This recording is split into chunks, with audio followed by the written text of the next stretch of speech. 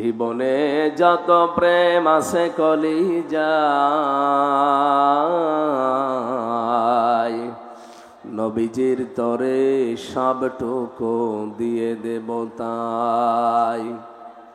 বিনিময়ে শাফাত যদি তার পাই, মুছে যাবে জীবনে যত ব্যথা ভার। বালাগাল উলা বিকামালিহি কাশাফাদ দুজা বিজামালিহি হাসনাত জামিউ খিসালিহি সাল্লু আলাইহি ওয়া আলিহি। আলহামদুলিল্লাহ,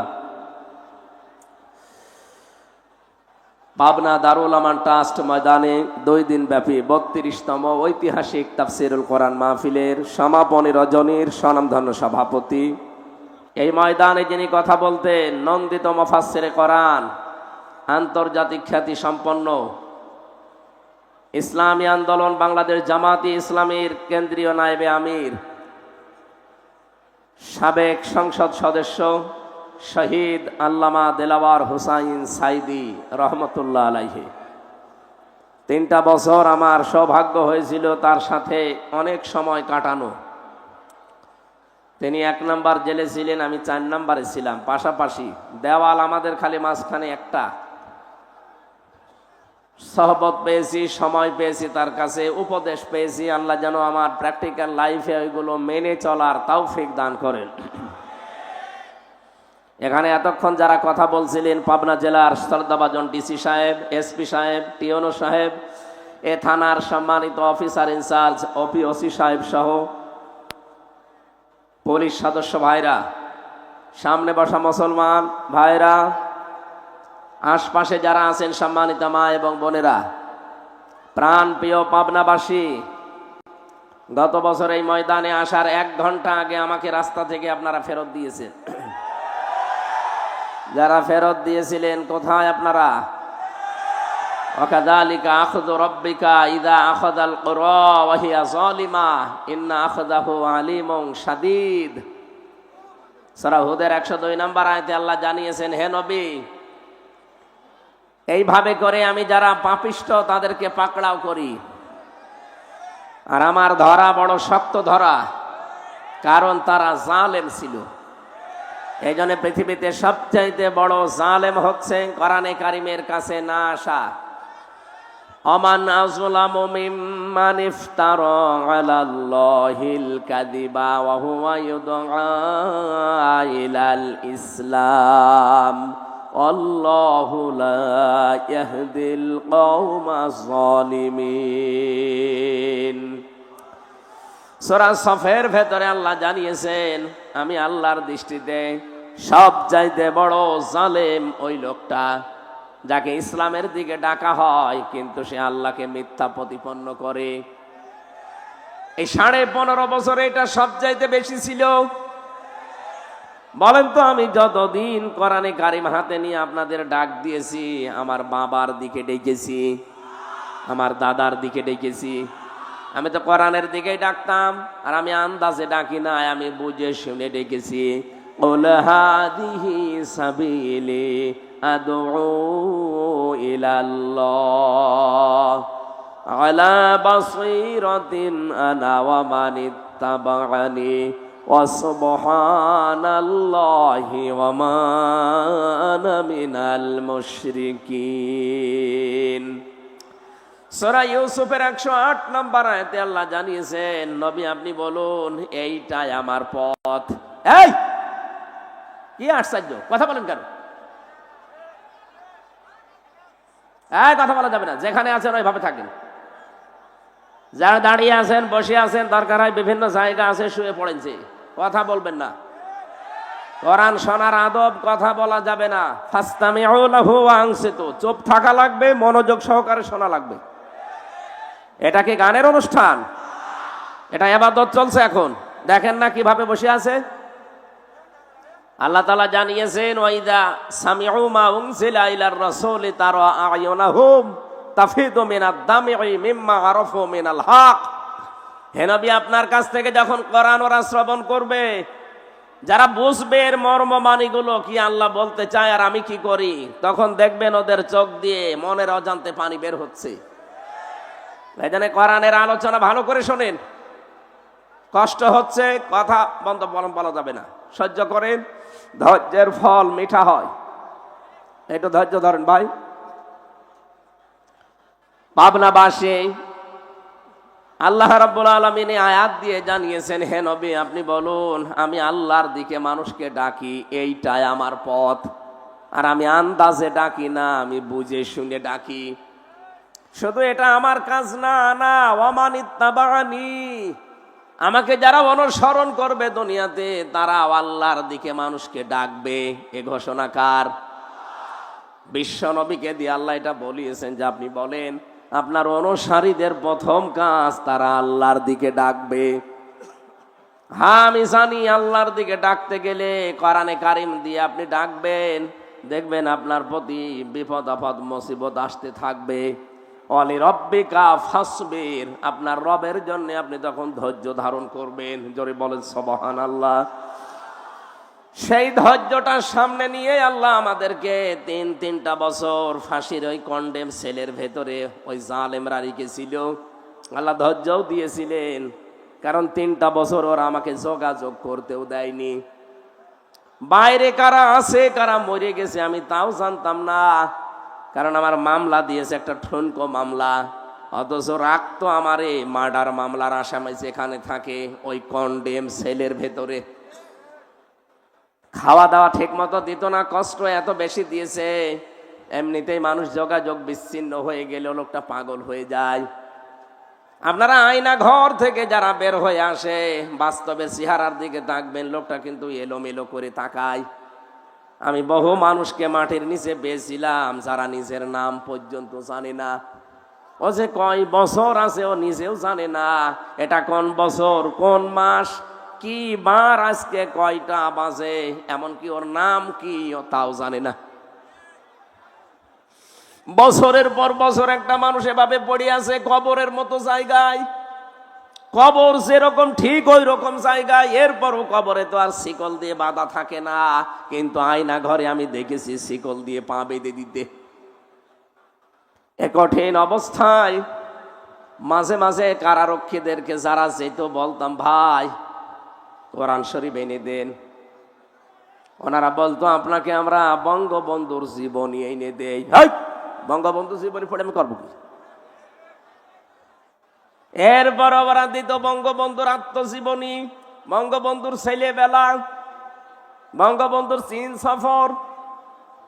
বাধ্য হয়ে শেষ পর্যন্ত একদিন বলেই ফেলেছিলাম যে ভাই আপনার কাজ পান না, বই নিয়ে আসতে বলি, তাফসিরের বই কোরআনের বই, আর আপনি নিয়ে আসেন আল্লাহর ওলির জীবনী। আপনার যদি সাহস থাকে তা আপনি, আমি জেল থেকে বলছি অথবা আমি মেজর ডালিম বলছি আমার ফাঁসি চাই, এই বইগুলো একটু আইনে দেন। বলছে ওইসব বই পড়তে নেই। মাঝে মাঝে আমি খবর পাঠাতাম কারারক্ষীদেরকে দিয়ে। মাজলুম জননেতা বাংলাদেশ জামাত ইসলামের কেন্দ্রীয় ভারপ্রাপ্ত সেক্রেটারি জেনারেল ছিলেন জনাব এটিএম আজহারুল ইসলাম, উনি আমার পাশের বিল্ডিং এ ছিলেন। ওনারে বলতাম ওনার কাছে যে বলবেন আমির হামজা বই চেয়েছে তাহলে আপনাকে বই দেবে। উনি মাঝে মাঝে অনেকগুলো বই আমাকে পাঠাতেন। বিশেষ করে কারাগারে রাত দিন জাইনাবাল গাজালির লেখা, এটা আমি প্রায় 7 বার পড়েছি এই 3 বছরে। এটা পড়লেই যেন আমার জীবনের কষ্টগুলো এমনি অম্লান হয়ে যেত। তারা একজন মহিলা কি করেছে তারা ইসলামের জন্য, আর আমি একজন পুরুষ মানুষ। আলহামদুলিল্লাহ শুকরিয়া আদায় করছি, গতকাল আমাদের মুসলিম উম্মার একজন মাজলুম বোন ডক্টর হাফেজা আফিয়া সিদ্দিকা জালেমদের কারাগার থেকে আল্লাহ তাকে কালকে মুক্তি দিয়েছেন। আলহামদুলিল্লাহ ভাই, এই কথা বলছেন। আমরা চাচ্ছি মাজলুম মানুষগুলো এই বাংলাদেশের জেল থেকে একে একে অনেকে বের হয়ে যাচ্ছে। বিশেষ করে আমি যাদের সাথে পরিচিত ছিলাম এই মানুষগুলোকে দেখলাম কিছুদিনের ভেতরে সরকার বের করে দিয়েছে মুক্ত জীবনে। জনাব লুৎফুজ্জামান বাবর একজন, গিয়াসউদ্দিন মামুন ভাই একজন, এরপরে মাওলানা জসিমউদ্দিন রহমানি একজন, সব মাজলুম। আমরা চাই এখান থেকে দাবি তুলতে, এই বাংলাদেশে মাজলুম জননেতা জনাব এটিএম আজহারুল ইসলামকেও মুক্তি দেওয়া হোক। এই কারা চান দেখি, লিল্লাহে তাকবীর।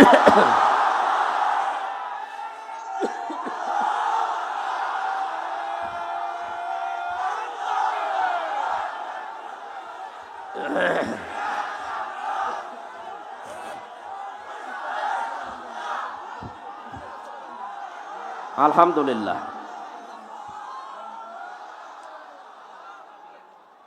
এই কথা বোঝা লাগবে, এ মুক্তি আমি এমনিতে চাইনি। কোরআনে কারিমের সূরা ফাতাহ 18 নম্বর আয়াতের তাফসীর আমি আজকেও পড়ছিলাম। এখানে আওয়াজ হয় বেশি, কি সমস্যা কি? এখানে কেউ দাঁড়িয়ে থাকবেন না ভাই, সবাই বসে পড়ে। আপনারা কি আরম্ভ করেছেন? বেয়াদবি হয়ে যাচ্ছে। আল্লাহর রাস্তে কথা বন্ধ করেন ভাই, খুব গুরুত্বপূর্ণ মেসেজ আজকে আছে। একটু একটু একটু একটু সময় দেন। আমি এমনিতে অসুস্থ, এই একটা মাহফিলের জন্য আমার আজকে প্রায় যাওয়া আসা মিলে 2000 কিলো রান করা লাগছে। কোথায়? চট্টগ্রাম বিভাগে ছিলাম, আজকে এসেছি আবার কালকে চট্টগ্রাম বিভাগে, সবগুলো তাও দিনের বেলা।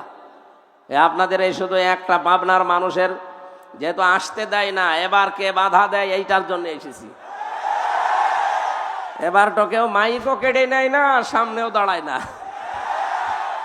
জালেমরা সব পালিয়েছে। সূরা ফাতিহা 18 নম্বর আয়াতটার ব্যাখ্যা পড়ে আমি এটিএম আজহারুল ইসলামের সাথে মিলিয়েছি, দেখলাম খাপের খাপ মিলে যাচ্ছে। 1500 বছর আগে হুদায়বিয়ার যে সন্ধির কথা আমরা শুনি, বিশ্ব নবী 1400 সাহাবী নিয়ে এসেছিলেন হজ করার জন্যে। কাফেররা হুদায়বিয়া নামক জায়গায় তাকে বাধা দিল। হযরত ওসমানকে নবীজি বললেন, যাও সমঝোতা করে এসো। হযরত ওসমান বিন আফফান রাদিয়াল্লাহু তাআলা আনহু গিয়েছে। তারা ওসমানকে আটক করার পরে এই ঘোষণা দিয়েছে, কতিলা ওসমান ইবনে আফফান রাদিয়াল্লাহু তাআলা আনহু। ওসমান ইবনে আফফানকে হত্যা করা হয়েছে, মেরে ফেলা হয়েছে। নবীজি কথাটা শুনলেন, সঙ্গে সঙ্গে সাহাবীদেরকে ডাক দিয়ে বললেন, তাবুর সামনে হাজির হয়ে যাও। এহরামের যে কাপড় পরা আছে খুলে ফেলো, সাধারণ কাপড় পরিধান করো। অনেকে রোজা রেখেছে, রোজা সব ভেঙে ফেলো, এখন আবার নতুন করে শরীরে শক্তি সঞ্চয় করো। এই যে বাবলা গাছের নিচে আমি হাতটা ফেলে দিলাম, আমার হাতের উপরে তোমরা হাত নিয়ে শপথ বাক্য পাঠ করো। রব্বুল আলামিন বলেন, লাকাদ রাদিয়াল্লাহু আনিল মুমিনিনা ইয ইউবাইউনাকা তাহতাশ শাজারাতি ফাআলিমা মা ফি কুলুবিহিম ফানজালাস সাকিনাতা আলাইহিম ওয়া আসাবাহুম ফাতহান করিবা। আয়াতে 3টা সুসংবাদ আছে। সামনে যেটা আমাদের আসতেছে, আমি দেখতে পাচ্ছি কোরআনের আয়াতের দিকে তাকিয়ে।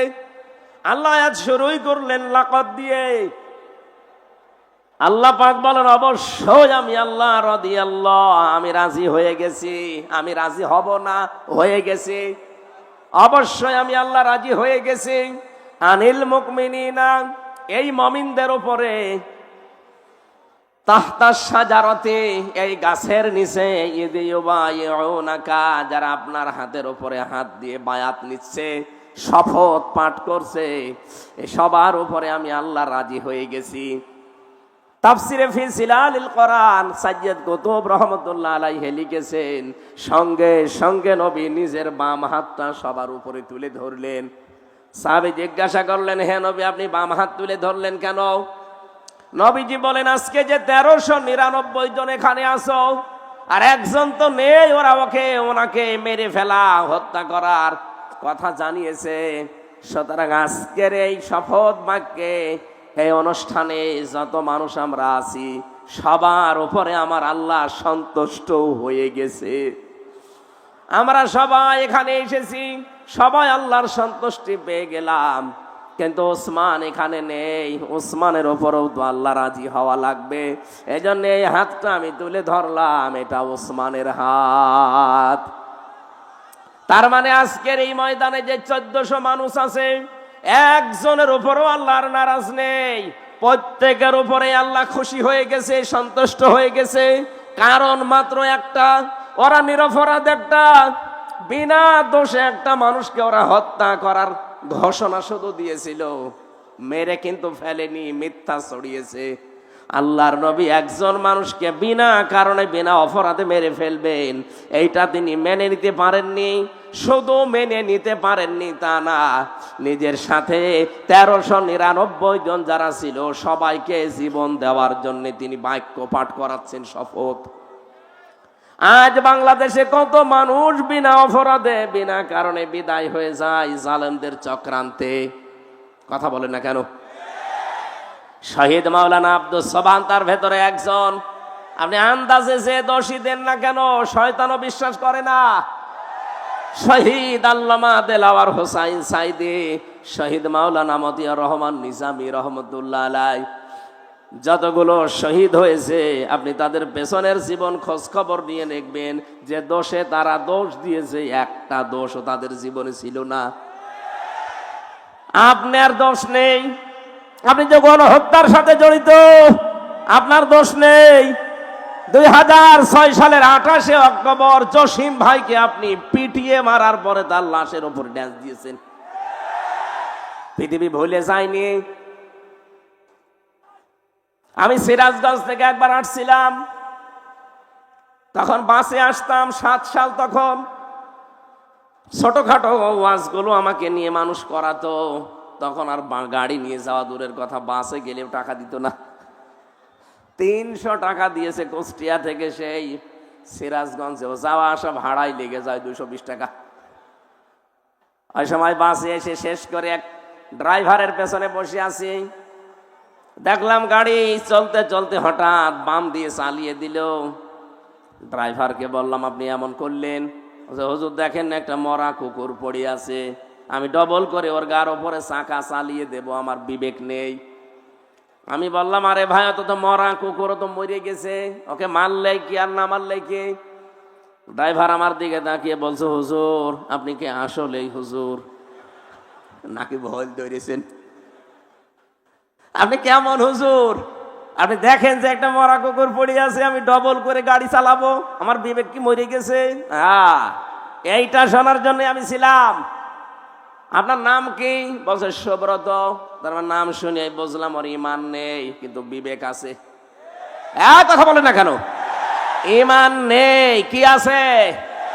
বিবেকের তাড়নায় সে মরা জিনিস যদিও নিকৃষ্ট, তারপরে ডবল করে মারল না, গাড়ি বাম দিয়ে চালালো, তারপরও ডাইরেক্ট দেয়নি, বিবেকে বাধা দিয়েছে। আর আপনি মানুষ, আপনি একজন হাজী সাহেবা, কিসের ইমান আপনার? আপনার ইমানও নেই, বিবেকও নেই। জীবিত মানুষের একটা লাঠি বৈঠা দিয়ে, আপনি লগি বৈঠা দিয়ে পিটিয়ে মেরে ফেলার পরও যদি ছেড়ে দিতেন না, লাশের উপরে ড্যান্স দিলেন।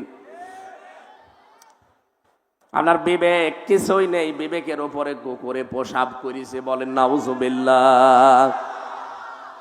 এই জন্য আমরা এই বাংলার 18 কোটি মানুষ এখন চাই 2006 28 অক্টোবর থেকে শুরু করে 24 সালের 5 অক্টোবর পর্যন্ত যত মানুষ হত্যা হয়েছে প্রতিটি হত্যার বিচার করা লাগবে। কথা বলেন না কেন? ওরা একজন মানুষকে হত্যার কথা জানিয়েছে, এই জন্য যদি নবী 1399 জন রেডি করিয়ে শুরু রেডি করেননি, ফরজ 2টা বিধান লঙ্ঘন করেছেন, একটা হজ আর একটা রোজা, বলে পরে করে নেব, আগে হত্যার বিচার না করে কোনোদিন আর মদিনায় ফেরত যাব না। ওরা এই ঘোষণা শোনার পরেই হযরত ওসমানকে ছেড়ে দিয়েছে। আমার তো মনে হচ্ছে আজকের এই বিশ্বে 210 কোটি মুসলমান আমরা, তামাম দুনিয়ায় কত 57টা মুসলিম রাষ্ট্র।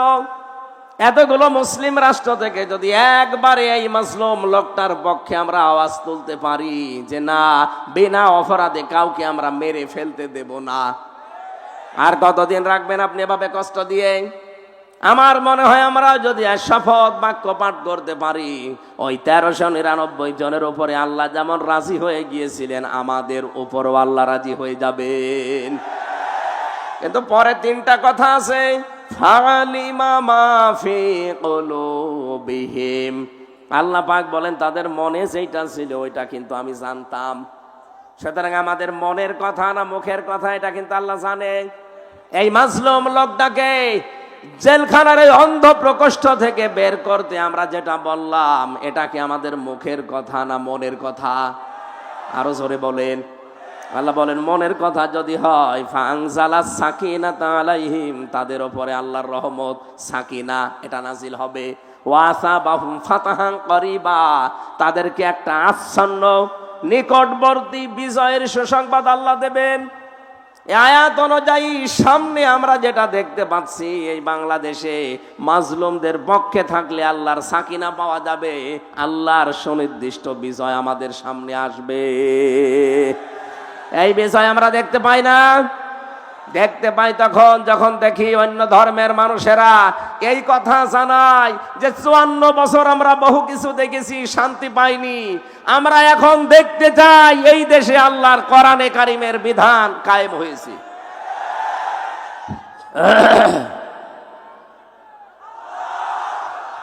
আমার ভাইরা, সুতরাং সত্যের পক্ষে, ন্যায়ের পক্ষে, ইনসাফের পক্ষে আমাদের দাঁড়ানো লাগবে। আজকের এই আহ্বান এই আয়াত থেকে তাহলে সুনিশ্চিত এবং নিকটবর্তী বিজয়ের সুসংবাদ আল্লাহর পক্ষ থেকে পাওয়া যাবে, যেটা আল্লাহ আমাদেরকে সামনে দেখিয়ে দিচ্ছেন। সকলে বলেন আমিন। দরুদ আর সালাম পাঠের মাধ্যমে আজকের তেলাওয়াত কিন্তু আয়াত থেকে আমরা আরম্ভ করছি। আমি কোরআনে কারিমের সূরা মুদ্দাসসির 7টা আয়াত পড়েছি। এত আয়াত আমি তাফসীর মাহফিলে পড়ি না, আজকে একটু বেশি হয়ে গেছে। আপনারা সময় দেবেন না ইনশাআল্লাহ? আমার শরীর যেন সাপোর্ট দেয়। সকলে বলেন আমিন। সূরা মুদ্দাসসির, নবীজিকে আল্লাহ পুরা কোরআনে 7টা নাম ধরে ডাক দিয়েছিলেন, তার ভেতরে মুদ্দাসসির একটা।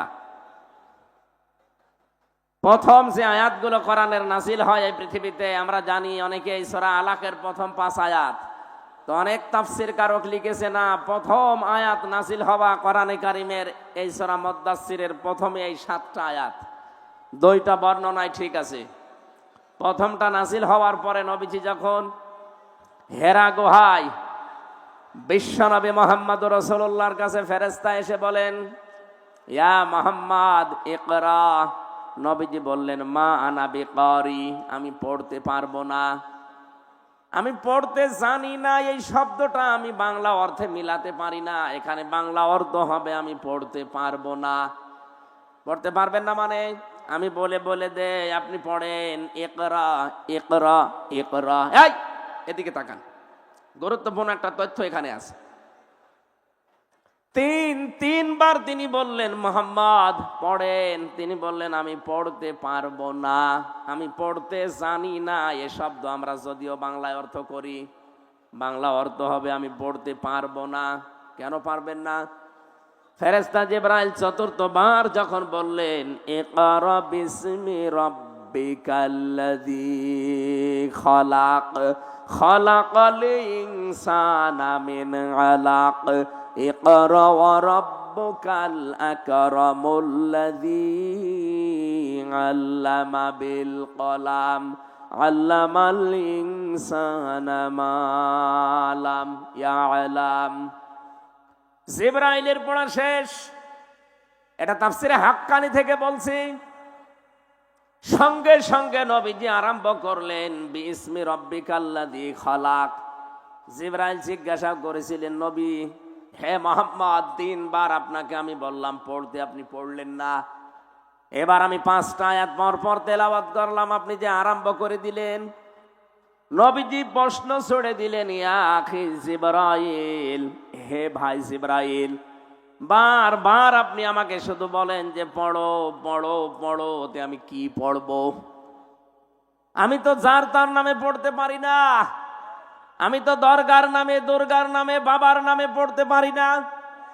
যখন এই বলেছেন বিসমি রাব্বিকা, রবের নামে পড়েন, আমি কিন্তু আর দেরি করি নাই। এমনকি এক আয়াতও পড়ি নাই, সঙ্গে সঙ্গে আপনার সাথে আমি 5 আয়াত পড়েছি। জোরে বলেন আল্লাহু আকবার।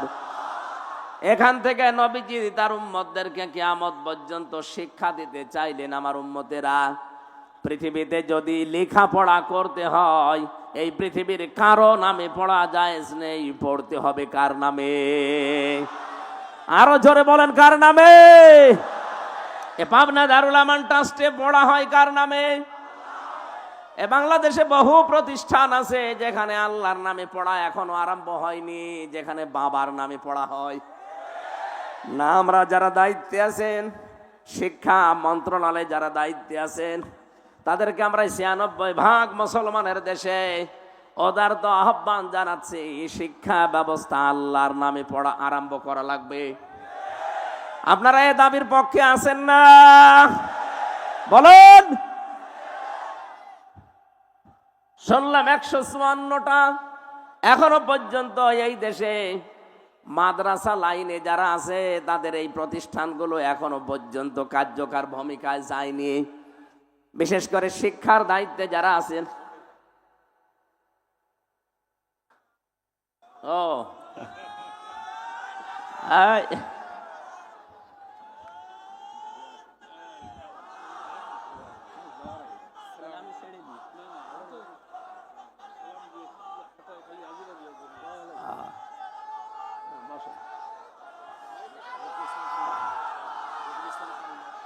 ও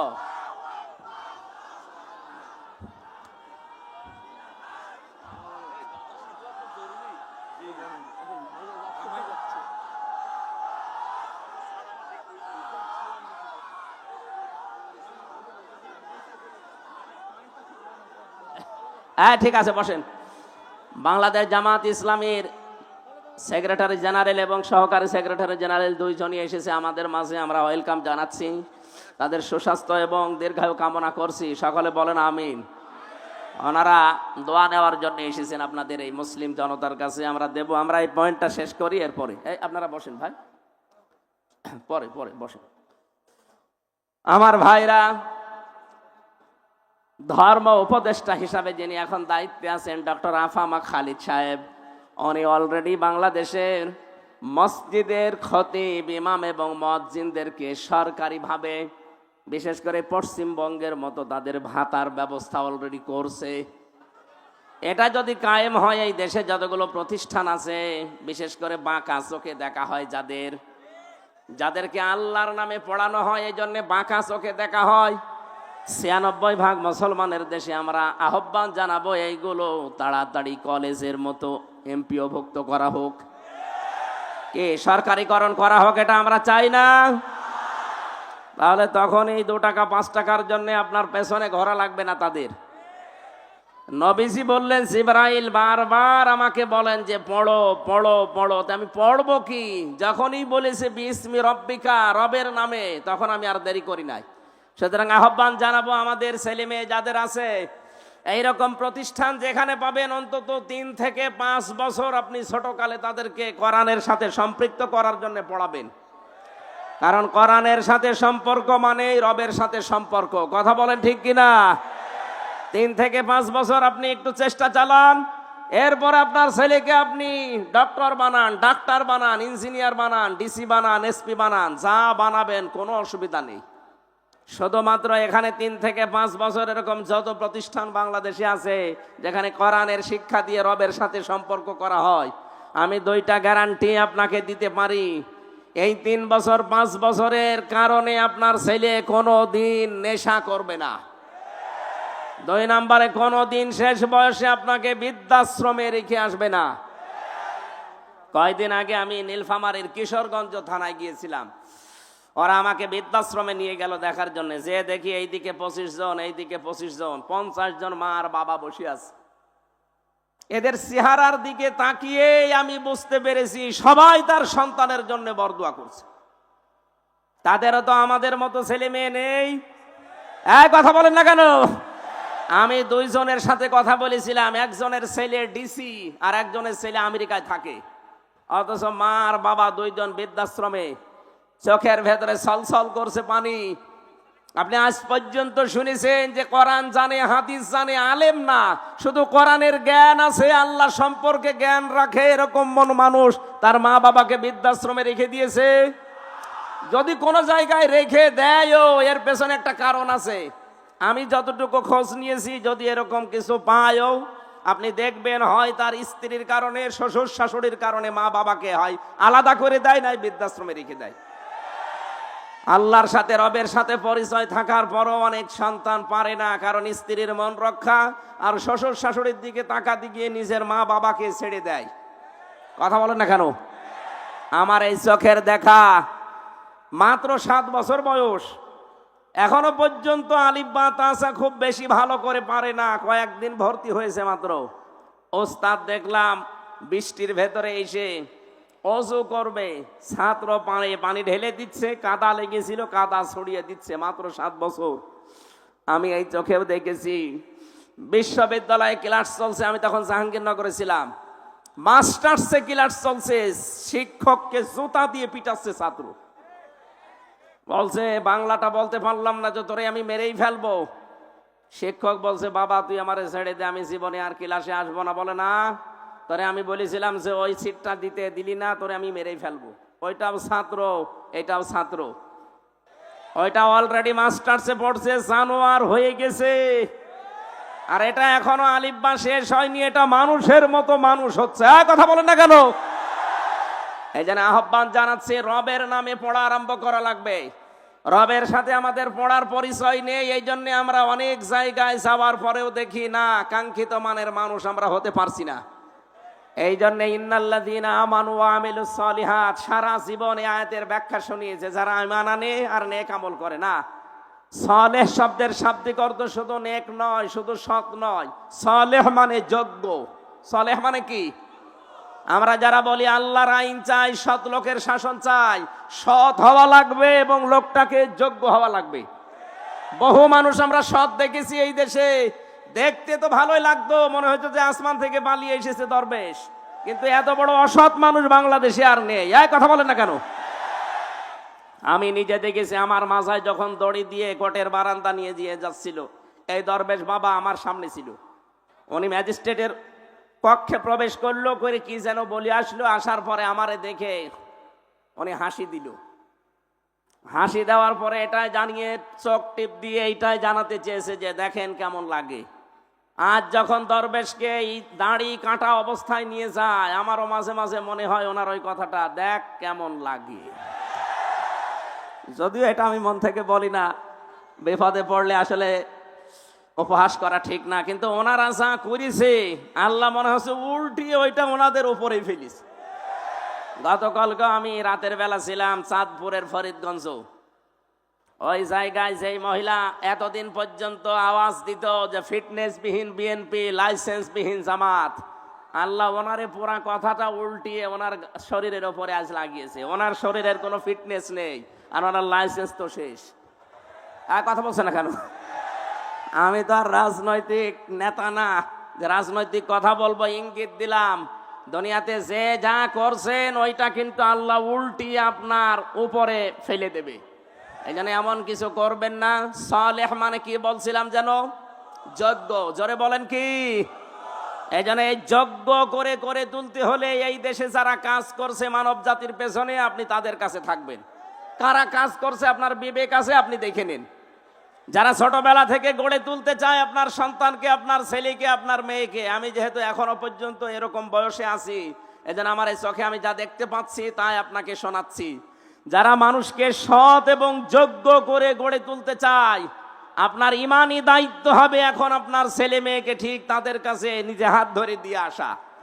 নয়তো শেষ বয়সে আপনাকে বৃদ্ধাশ্রমে থাকা লাগবে, অথবা আপনার ছেলেকে দেখবেন বিভিন্ন নেশা ভান করে আপনার সামনে এসে উল্টাপাল্টা গালিগালাজ করছে। আল্লাহ আমাদেরকে হেফাজত করুন। আমরা বিশ্বনবী বাড়িতে আসলেন, খাদিজাতুল কুবরাকে বললেন আমাকে ঢেকে দাও। হযরতে খাদিজা ওই দিন তাকে সেই কয়টা কথা বলেছিলেন, গুরুত্বপূর্ণ ছিল প্রথম, ইন্নাকা লা তাসিলুর রাহিমা ওয়া তাহমিলুল কাল্লা ওয়া তাকসিবুল মা'দুমা। হে আমার স্বামী, হে কাসেমের পিতা, আপনি ভয় পাবেন না। কোন জ্যেষ্ঠ জিন পরি এগুলো আপনাকে ভয় দেখাতে পারে না, কারণ এই পৃথিবীতে আপনি মানুষের সম্পর্ক রক্ষা করে চলেন।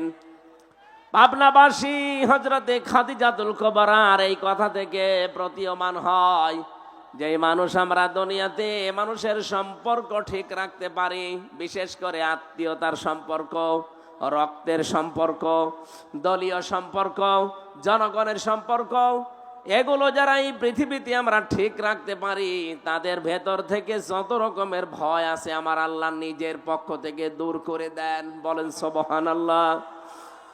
এই কথাটা জানাতে এই রজব মাসে বিশ্ব নবীকে এখান থেকে লক্ষ লক্ষ মাইল দূরের পথ 27টা বছর তাকে আল্লাহ নিজের কাছে রেখে মাত্র 14টা জিনিস যে তাকে শিখিয়েছিলেন, তার প্রথম নাম্বারে এই সম্পর্কটা রব্বুল আলামিন তাকে জানিয়ে দিলেন, ক্বাযা রাব্বুকা আল্লা তা'বুদু ইল্লা ইয়্যাহু ওয়া বিল ওয়ালিদাইনি ইহসানা। খুব ভালো করে শুনবেন। 53টা বছর, 40 বছরে তিনি নবুয়ত পাওয়ার পরে 13টা বছর জুলুম, অত্যাচার, নির্যাতনের স্টিম রোলার তার উপরে চলছে। তিনি 3 বছর শিয়াবে আবি তালিবের 3টা বছর তিনি জেলখানায়ও ছিলেন। এ কঠিন পরিস্থিতির পরে আমার আল্লাহ তাকে সুসংবাদ দিলেন, হে নবী, আপনাকে আমি সামনে একটা কল্যাণময় রাষ্ট্র পরিচালনার দায়িত্ব দেব।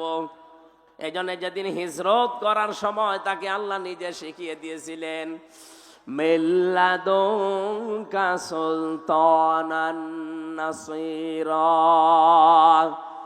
হে নবী, আপনি এই কঠিন মুহূর্ত পার করবেন। আজকে চারিদিকে 24 জন কাফের আপনাকে ঘিরে রেখেছে। আপনার বাড়ি এখান থেকে পথও সেরকম না, বিশাল কঙ্কটা কাঁটাযুক্ত এরকম কঠিন একটা পথ আপনাকে পাড়ি দেওয়া লাগবে, প্রায় 600 কিলোমিটারের মতো, 450 মাইল। এই বিশাল পথ পাড়ি দিয়ে যেখানে যাবেন ওই জায়গায় আপনার সব লোক আপনার পক্ষে না। এই বিশাল কাজ কারবার গুলো করার পর একটা রাষ্ট্র আপনাকে আমি আল্লাহ উপহার দেব। এই জন্য দোয়াটা আপনি আমার কাছে করেন। আজ যারা কথা বললেই বলেন মাওলানা মানুষ, হুজুর মানুষ, পীর সাহেব মানুষ, এরা ময়দানে আসবে কেন? এরা পরিবার, সমাজ, রাষ্ট্র নিয়ে এরা কথা বলবে কেন? কথা বলতে গেলে এদেরকে আপনি ধর্ম ব্যবসায়ী বানিয়ে দেন, এদের নামে আপনি এই ট্যাগটা দিয়ে দেন। ভালো করে শোনেন, আল্লাহ নিজে নবীকে শিখিয়েছেন যে আমার কাছে দোয়া করেন যে একটা কল্যাণকর রাষ্ট্র ক্ষমতা আমাকে দাও যার ভেতরে তোমার সাহায্য থাকে। এজন্য মানুষকে বানানোর যে 3টা উদ্দেশ্য আমরা পড়া কোরআনে পেয়েছি, তার প্রথম উদ্দেশ্য আল্লাহ জানিয়েছেন, এদিকে তাকান, ইন্নী জাইলুন ফিল আরদি খলিফা। ফেরেশতাদেরকে আল্লাহ বলেছিলেন আমি পৃথিবীতে মানুষ পাঠাতে চাই। কি হিসাবে পাঠাবো? আমার খলিফা হিসাবে। খলিফা মানে প্রতিনিধি, খলিফা মানে, জবান খোলেন, খলিফা মানে কি? আল্লাহর যেই কাজটা করার দরকার উনি না করে ওনার প্রতিনিধি পাঠিয়েছেন, সেইটাই আমরা। প্রতিনিধিকে আল্লাহ পাঠালেন কোথায়? জাইলুন ফিল আরদি, জমিনে। কোন জায়গায়? আরো জোরে বলেন। পাবনাবাসী জবান খুলে উত্তর দেবেন, আমরা কি আজ আল্লাহর খলিফা হিসাবে জমিনে আছি? না, জমিনটা জালেমরা ফাঁকা পেয়েছে, এই জন্য তো 180 মাইল বেগে চালাচ্ছিল। হঠাৎ আমরা যখন জমিনে খানকা থেকে, মাজার থেকে, বিভিন্ন মাদ্রাসা থেকে, মসজিদ থেকে, বিভিন্ন ঘর বাড়ি থেকে যখন জমিনের ভেতরে এসে দাঁড়িয়েছি, জালেমরা তখন অলরেডি পালিয়ে গেছে। জমিন এখন ফাঁকা। এই মুহূর্তে আল্লাহর খলিফাদের কাজ হবে তার খেলাফতে এই জমিনে কায়েম করা। 3টা উদ্দেশ্যের কথা বলছিলাম, তার প্রথম এইটা। রব্বুল আলামিন বলেন, ফেরেশতারা আমাকে জিজ্ঞাসা করছিল, আল্লাহ তুমি কি এদেরকে তাসবিহ তাহলিল জিকির আজগারের জন্য বানাবে নাকি? আল্লাহ সাফ জবাব দিয়েছেন, না। তাসবিহ তাহলিল জিকির আজকারের জন্য আমি খলিফা দুনিয়ায় পাঠাবো না, আমি জমিনে খলিফা পাঠাতে চাই আমার আইন প্রতিষ্ঠা করার জন্য। বলেন মারহাবা। আল্লাহর যে উদ্দেশ্য, সেই উদ্দেশ্য যারা সফল করতে চায় তারাই আমার আল্লাহর আসল বান্দা। আপনি রহমানের বান্দার যে 13টা গুণ পাবেন সূরা ফুরকানের ভেতরে, তার ভেতরে এইটা আছে। রহমানের বান্দা তারা যারা এই জমিনে আল্লাহর বিধানকে, এই ফুরকানকে কায়েম করার জন্য যারা চেষ্টা চালায়। এই বাংলাদেশে যত মানুষ এখন আমরা বাস করছি, একটা খুশির সংবাদ বলছি, আগস্টের 5 তারিখের আগ পর্যন্ত এই দেশে মাত্র 100 জনের 15 জন মানুষ খেলাফতের এই দায়িত্বের ঘোষণা দিত। কত? এই ছেলে, আরে ডিস্টার্ব করে কাজের ভেতরে। আপনারা এত জরুরি এখানে আসা, পিছিয়ে বসা যাচ্ছে না? পিছিয়ে বসেন, বসেন, পিছিয়ে বসেন।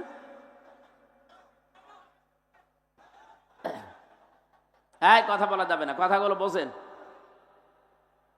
পাবনাবাসী গুরুত্বপূর্ণ এই বিধানটা পালন করার জন্য আল্লাহ রাব্বুল আলামিন আমাদেরকে যেখানে পাঠিয়েছিলেন, ফেরেশতারা যখন জিজ্ঞাসা করেছে আল্লাহ এদেরকে কি জিকির করার জন্য, তাসবিহ করার জন্য পাঠাবে? আল্লাহ বলেন না, আমার বিধান কায়েমের জন্য। এই জন্য সূরা ফুরকানের থেকে যে উদাহরণ দিলাম, রহমানের বান্দা আমরা যারা এই দেশে আছি দাবি করতাম এতদিন, আমি একটা জরিপ পেয়েছিলাম, 100 জনের মাত্র 15 জন চাইতো এ দেশে আল্লাহর বিধান কায়েম হোক আগস্টের 5 তারিখের আগে। অথচ 4.5 মাস পরে জানুয়ারিতে একটা রিপোর্ট পেয়েছিলাম, এই দেশে এখন 100 জনের 58 জন মানুষ চাচ্ছে আল্লাহর বিধানে জমিনে কায়েম হোক। কয়েক মাসের ব্যবধানে মানুষের পরিবর্তন এত এসে গেছে, হিন্দু পর্যন্ত এখন চাচ্ছে কোরআনের বিধান কায়েম হোক। কয়েকদিন আগে জামাত ইসলামের শ্রদ্ধাভাজন আমির জামাত গাইবান্ধায় গিয়েছিলেন। একজন পুরোহিত, একজন ঠাকুর, হিন্দু বেটা, উনি আগে বক্তব্য দিতে গিয়ে জানিয়েছেন এই দেশে কোরআনের বিধান কায়েম হলে আমরা সবচাইতে বেশি নিরাপদে থাকতে পারবো। এই জন্য জালেমদের তো মাথা খারাপ এতদিন ছিল, এখন অনেক মুনাফিক মানুষের মাথা দেখছি খারাপ হয়ে গেছে। ওরাও তো এগুলো দেখে যে হচ্ছেটা কি। এই জন্য মাওলানা মিজানুর রহমান আজহারী একটা কি যেন টাচ দিয়েছে, অনেকের মাথায় গিয়ে লেগেছে। উনি শুধু টাচ দিয়েছিল, এতদিন এক দল খেয়েছে আর এক দল খাওয়ার জন্য রেডি হয়ে আস। আপনারে বলিছে, কয়েকদিন আগে আমার সিলেটে ওনার সাথে অনুষ্ঠান ছিল, উনি আমারে বলছে হামজা ভাই, আমি বললাম যে এক দল খেয়েছে আর এক দল খাওয়ার জন্য রেডি হয়ে আছে, একটা গ্রুপ দেখলাম গায়ে মেখে নিল, কারণ কি? আমি তো আর কাউকে উদ্দেশ্য করে বলি নাই। এই দেশে 48টা প্রায় নিবন্ধিত দল, আরো আছে নিবন্ধনের বাইরে, সব মিলে প্রায় 73টার উপরে। কারো গায়ে লাগে না, আপনার গায়ে লেগেছে কোন কারণে? তার মানে অবশ্যই আপনি এরকম কিছু করবেন বলে আশা করি আছেন। গত 2 দিন আগে একজন ঘোষণা দিয়েছে যে 15.5 বছরে কোরআনের কথা বলতে হলে তো অনুমতি নেওয়া লাগতো, আমরা যদি যেতে পারি অনুমতি দেব না। আরে ভাই, আপনি এই কথাটা আগেই বলে ফেললেন, কয়েকদিন পরে বলতে পারতেন না? জনগণ তো সব জেনে ফেললো। আপনার যে আশা ছিল, আশায় গুড়ে বালি। কথা বলেন না কেন? এদেশে আর কিছু থাক বা না থাক, কোরআনে কারিম দেশে থাকবে ইনশাআল্লাহ। 4.5 মাসে যদি 15 থেকে 58 হয়ে যায়, আর 4.5 মাস যেতে দেন, আমার তো চোখে দেখা এই দেশে 100 জনের 100 জন মানুষ বলবে আমরা কোরআন চাই। আমরা চাই না। কারা চান দেখি? লিল্লাহে তাকবীর।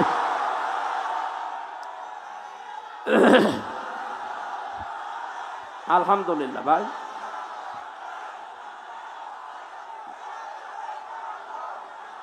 আমার ভাইরা, এই কথা বলছেন,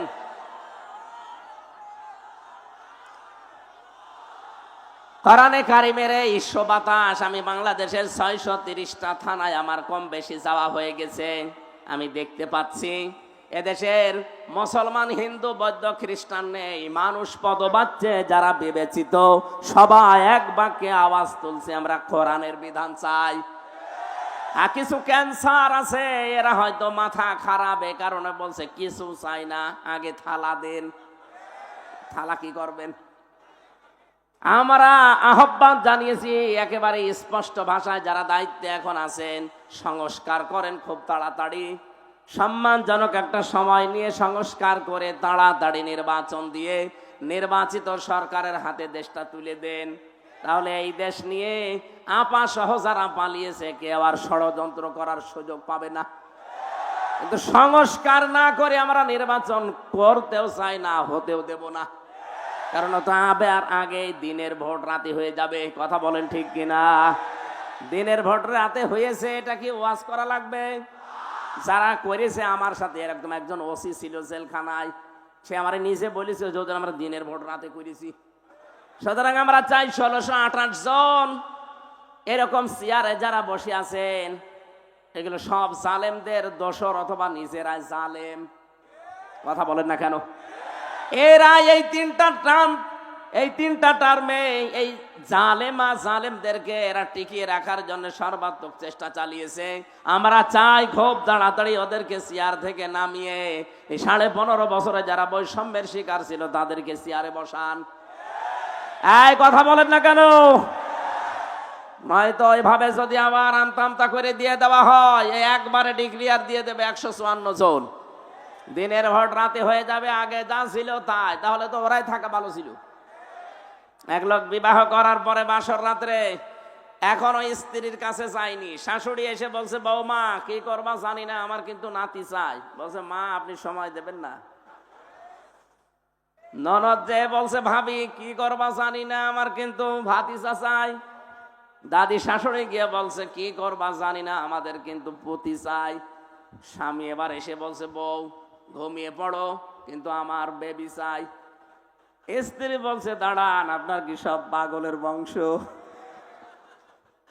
এখনো বাসরই হয়নি, এখনো বাসর হয়নি, এরপরে এর ভেতরে আপনার মা এসে চায় নাতি, আপনার দাদি এসে চায় পুতি, আপনার বোন এসে চায় ভাতিজা, আর আপনি যে এসে চাচ্ছেন বেবি। আমি কেগুলো ডাউনলোড করে নিয়ে আসবো, সময় দেবেন না।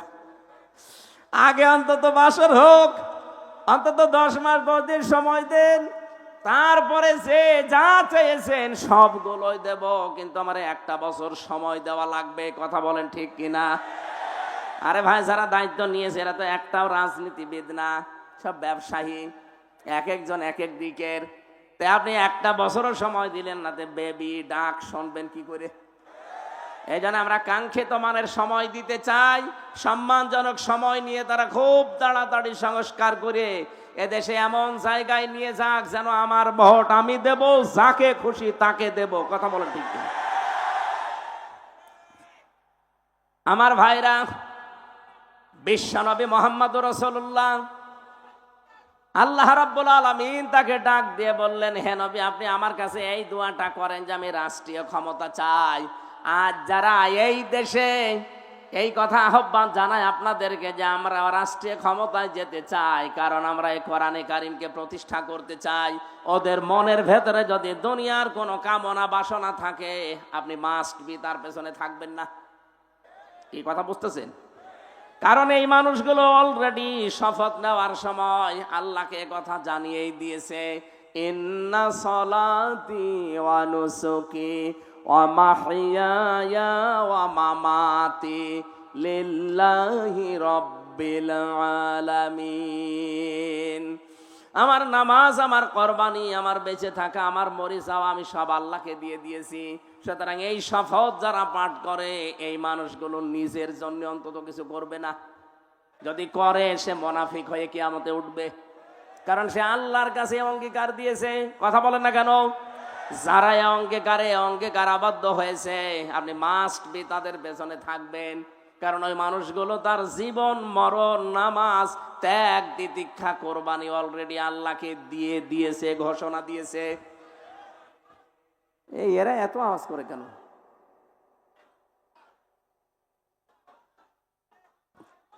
কিছু মানুষকে জ্ঞানজাম করার জন্যই আসে নাকি?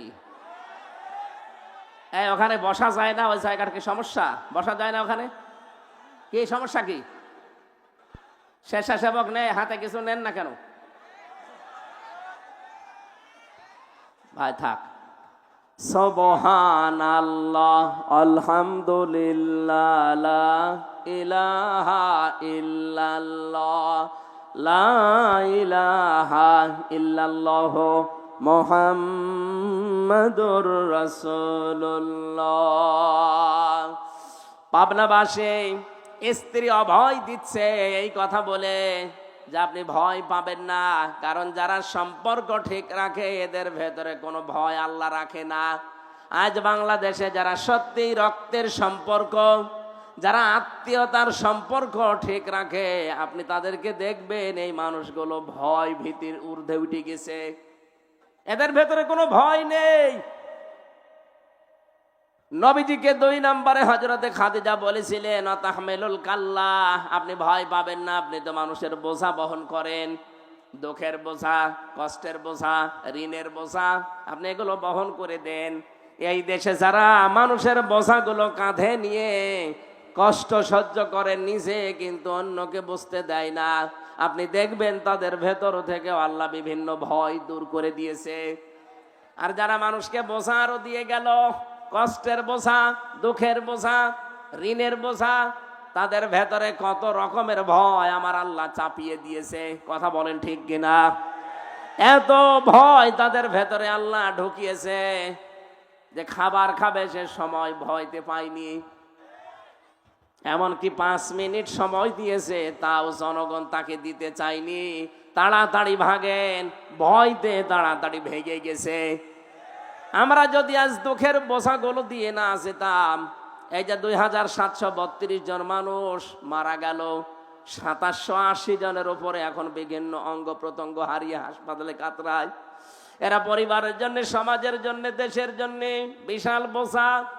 এই বোঝাটা যিনি দিয়ে গেলেন, আপনি না দিলেও পারতেন। আপনি যদি আগেই বলতেন ঠিক আছে আমি ছেড়ে দিলাম, তাহলে এই বোঝাগুলো বাংলাদেশে হয় না। কথা বলেন ঠিক কিনা? নিজে তো চলে গেলেন, এই বোঝাগুলো দিয়ে গেলেন কোন কারণে? কত কোটি কোটি টাকা ঋণের বোঝা দিয়ে গেলেন। এই দেশে বিভিন্ন জিনিসের দাম কমা দূরের কথা, আরো বাড়তেছে, কারণ এই শয়তানদের ঋণের বোঝার কারণে। একজন বেগম পাড়া বানিয়েছে, সাহেব পাড়া বানিয়েছে, এক দরবেশি 36,000 কোটি টাকা মারিং কাটিং করিস।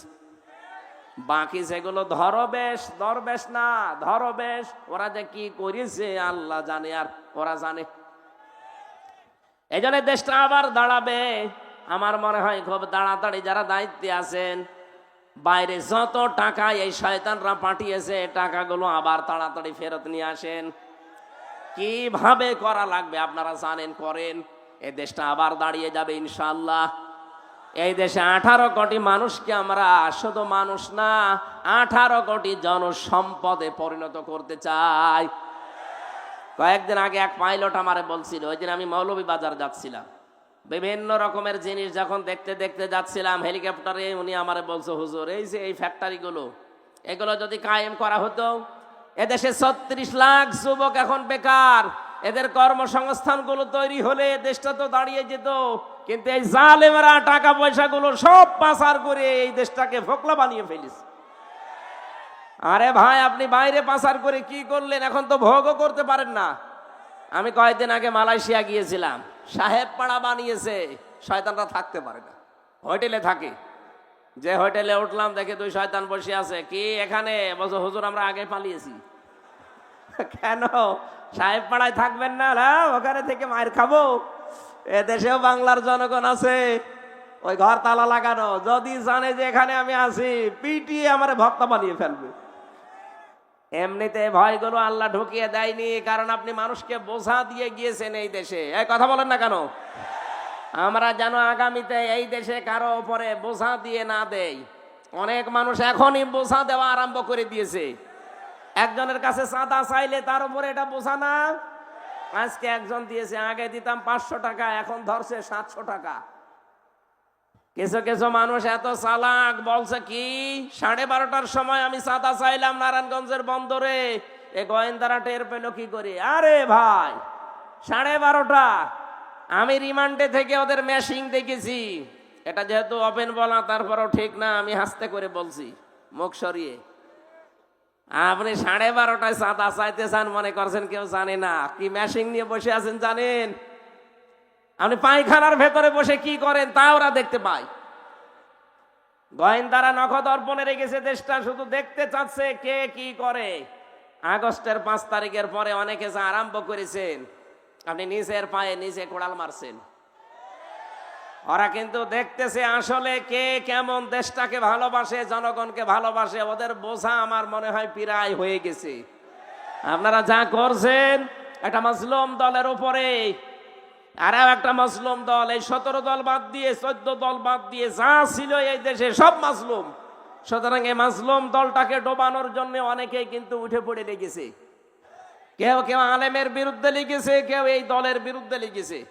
এই জন্য আপনাকে আমরা আহ্বান জানাই, যারা দায়িত্বে আছেন এই ক্যান্সার গুলোকে বাদ দিয়ে দেন।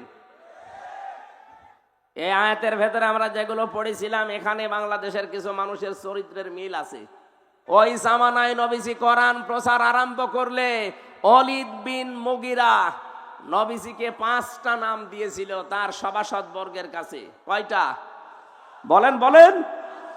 1 নম্বরে নবীকে সেই লোকটা বলেছে জাদুকর, 2 নম্বরে বলেছে কবি, 3 নম্বরে বলেছে পাগল, 4 নম্বরে বলেছে গণক, 5 নম্বরে একেবারে সর্বনিকৃষ্ট বলেছে মোহাম্মদ মিথ্যাবাদী। বলেন নাউজুবিল্লাহ। রব্বুল আলামিন বলেন, না, তুমি যে 5টা নাম দিলে, তোর এই 5টা নামের জবাবে আমি আমার নবীকে আরো 5টা গুণ বাড়িয়ে দিলাম। ইয়া আইয়ুহান নাবিয়্যু ইন্না আরসালনাকা শাহিদাও ওয়া মুবাশশিরাও ওয়া নাযীরা ওয়া দাঈয়ান ইলাল্লাহি বিইযনিহি ওয়া সিরাজাম মুনীরা। সূরা আহজাব 44, 45, 46 নম্বর আয়াত। 45 নম্বর 46 নম্বর আয়াতে আল্লাহ নিজে জানিয়েছেন, ওরা গালি দেয় আপনাকে 5টা, আমি আল্লাহ আপনার গুণ আরো 5টা বৃদ্ধি করে দিলাম। হে নবী, আপনাকে আমি পাঠিয়েছি শাহিদা, সাক্ষীদাতা হিসাবে। আপনি সত্যের সাক্ষ্য তুলে ধরবেন। 2 নম্বরে আপনি সতর্ককারী, আপনি সুসংবাদদাতা, আপনি আল্লাহর দিকে আল্লাহর অনুমতি ক্রমে ডাক নেওয়ালা। 5 নম্বরে আপনি উজ্জ্বল প্রদীপ। এই 5টা নাম আল্লাহ ওয়ালিদ বিন মুগিরা এই নামগুলো দেওয়ার পরিপ্রেক্ষিতে আল্লাহ নিজে দিয়েছেন। বলেন সুবহানাল্লাহ। এখন নবীজি নেই, নবীর ওয়ারিসদেরকে আজ যারা চিন্তা ভাবনা করে করে নতুন নতুন নাম দিচ্ছেন, এই যে এই আয়াতে আছে, ইন্নাহু ফাক্কারা ওয়া কদ্দারা ফাকুতিলা কাইফা কদ্দারা সুম্মা কুতিলা কাইফা কদ্দার।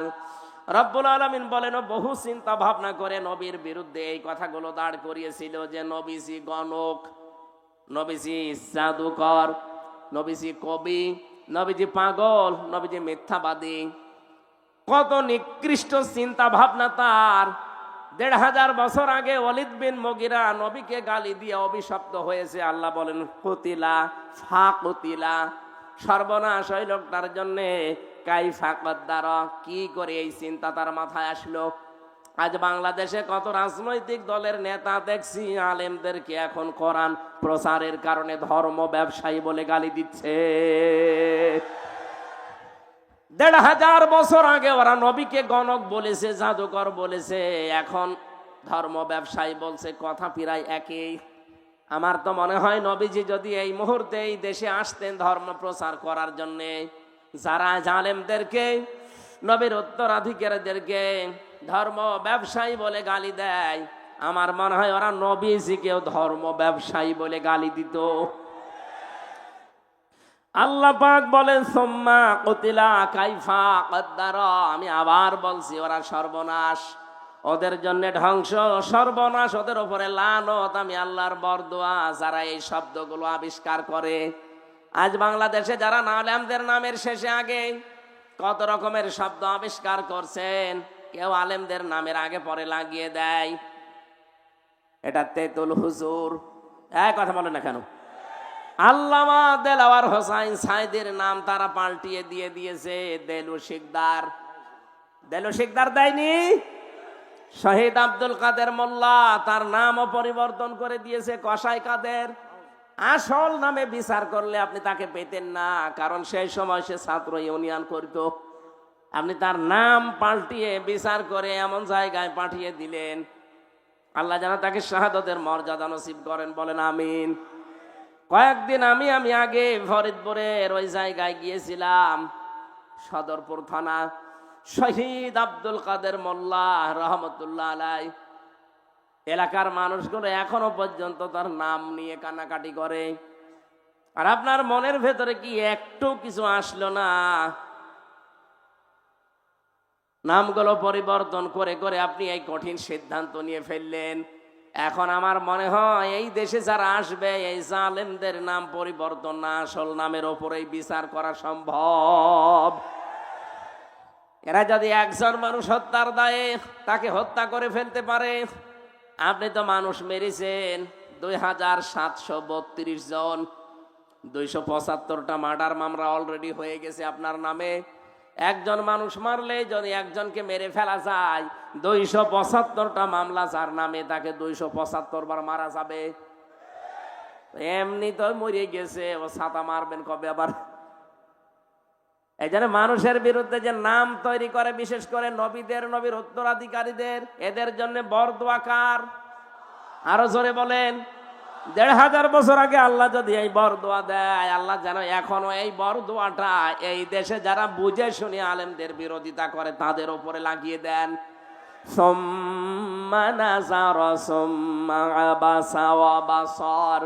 আল্লাহ পাক বলেন, একবার কিন্তু তাকিয়েছিলেন নবীর দিকে। আল্লাহর নবী যখন কোরআনে কারীম প্রচার করার জন্য হজের ওই মৌসুমে বিভিন্ন তাঁবুতে তাঁবুতে তাঁবুতে যেতেন, হাজিদেরকে বলতেন যে এক আল্লাহর প্রতি ঈমান আনো, মূর্তি পূজা, দুর্গা পূজা ছেড়ে দাও। তখন ওই ভোরু কঞ্চিত করত এবং নবী থেকে নিবৃত্ত করার চেষ্টা করত মানুষদেরকে। ওই যে 5টা নাম বললাম, এগুলো একটা একটা করে সব অ্যাপ্লাই করেছিল, কিন্তু একটা কাজে লাগে নাই।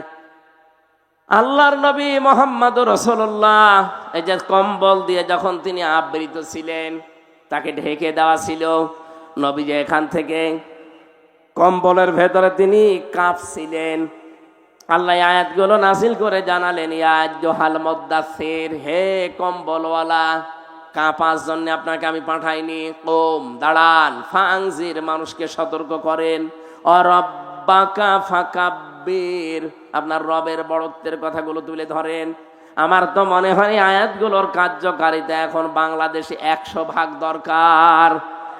ওরা মানুষের তৈরি করা আইন কায়েম করতে গিয়ে যদি জান, মাল, ইজ্জত, আবরু, সময়, সম্পদ সব ব্যয় করতে পারে, আমরা আল্লাহর বিধান কায়েমের জন্য সময়, সম্পদ, আমাদের জীবন ব্যয় করব, এতে ঠেকা কিসের?